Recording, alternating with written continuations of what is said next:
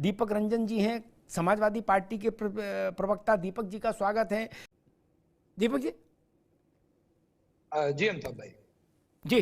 देखिए समाजवादी पार्टी सदैव जो है कास्ट सेंसस की बात उठाती रही है, और ये सही है कि जब भी जो है चाहे विमेन रिजर्वेशन की बात हो, समाजवादी पार्टी ने सदैव उसमें कहा कि reservation within reservation, quota में कोटा। अभी आपने कांग्रेस पार्टी के हमारे भाई मनीष सिंघवी जी बैठे हैं, अभी आपने उनसे अमिताभ भैया आपने उनसे पूछा कि कांग्रेस पार्टी में सेकंड थॉट बहुत आ रहे हैं आजकल।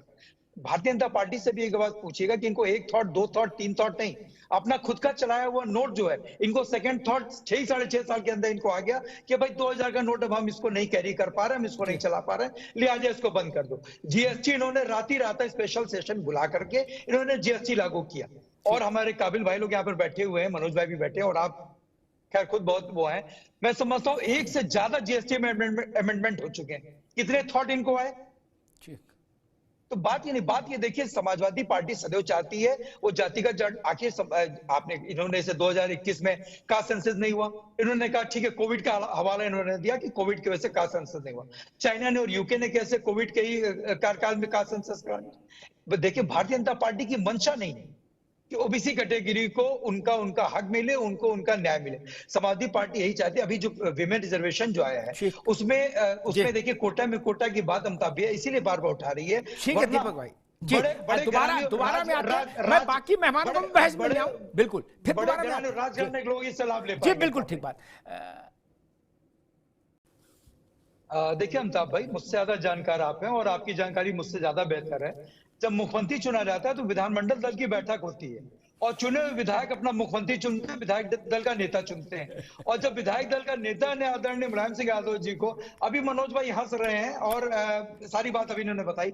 मैं देखिए जनेन भाई की बात पे मैं सिर्फ एक बात पूछना चाहता हूं कि जनेन भाई कास्ट सेंसस के पक्ष में है या नहीं, और ये विमेन रिजर्वेशन में कोटा विद इन कोटा चाहते हैं कि नहीं चाहते? देखिए अभी हमारे भाई मनोज पंडित जी ने सारी बातें बताई कि कांग्रेस पार्टी ने सपा के लिए क्या कहा, सपा ने कांग्रेस के लिए क्या कहा। ताजा उदाहरण है, ओपी राजभर जी ने आपको पानी पी पी के बोरा भर भर करके गालियां दी थी। ऐसी कौन सी आपकी मजबूरी आ गई जो आप ओमप्रकाश राजभर जी को आपने एनडीए में अपने शामिल कर लिया? और अमिताभ भाई देखिए आप बीच में बोलेंगे तो हम भी बीच में बोलेंगे। आपने तो गाना गाया था सन्यासी मंदिर में, और अब तो बारी हमारी।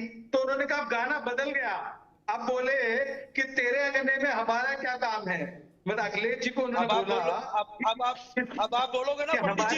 ठीक है मनोज जी, अभी रुकिए, उनकी बात आने पाऊंगी। दीपक जी की बात पूरी हो जाए फिर आपको बताते हैं मनोज जी। अभी केवल दीपक रंजन की आवाज जी। मेरे ऑडियो अमिताभ भाई डाउन मत करिएगा, केवल आपकी आवाज आ रही है। ये कोई तरीका नहीं, ये कोई तरीका नहीं है कि जो है वो मनोज पंडित जी जो है बीच में इंटरप्ट कर, फिर मैं भाई अभी केवल आपकी आवाज जा रही है। जनेन भाई ठीक है, जनेन भाई से मैं ये पूछना चाहता हूं कि इन्होंने समाजवादी पार्टी सरकार की 4 बार समाजवादी पार्टी की सरकार रही, नेताजी रहे और आदरणीय अखिलेश यादव जी रहे।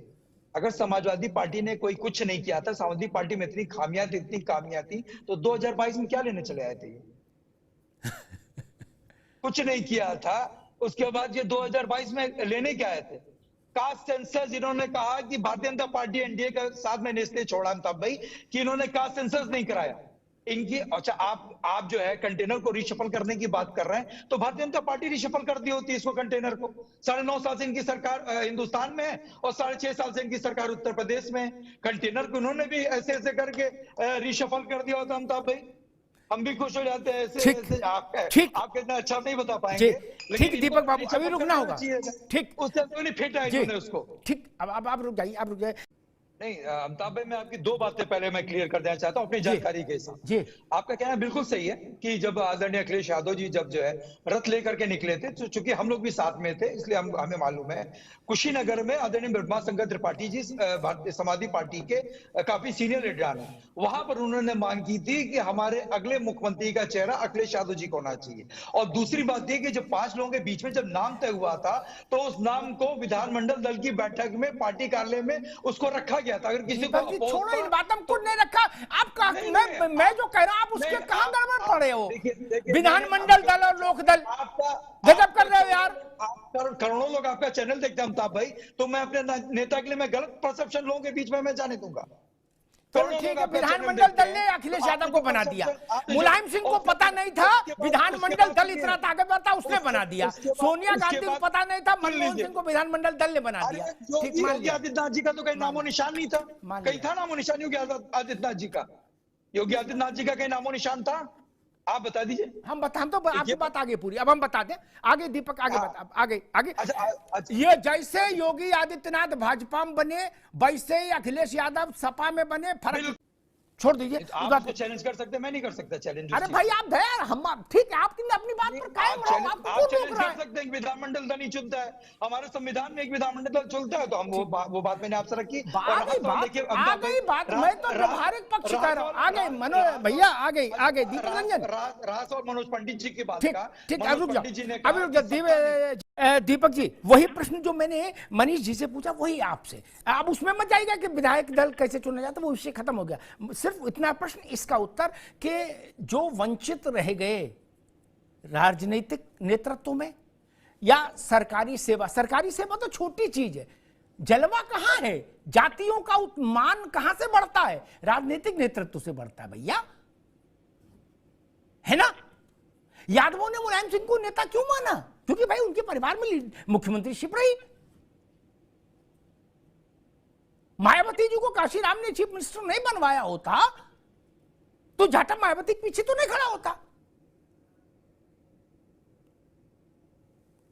दीपक जी,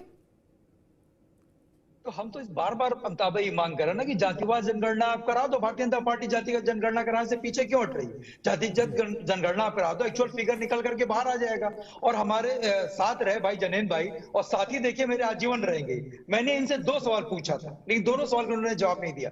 मैं इनसे पूछा था कि कास्ट सेंसस आप चाहते हैं नहीं चाहते?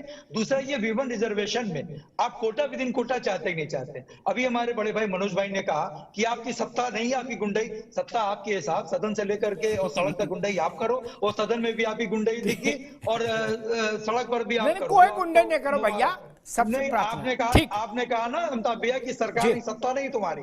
ठीक, और ठीक है दीपक जी, आप सदन से लेकर सड़क तक आप करो गुंडाई, आपको मुबारक। ठीक है दीपक जी। और जनेन भाई से बस एक ना पूछना चाहता हूँ कि भैया आप अगली डिबेट में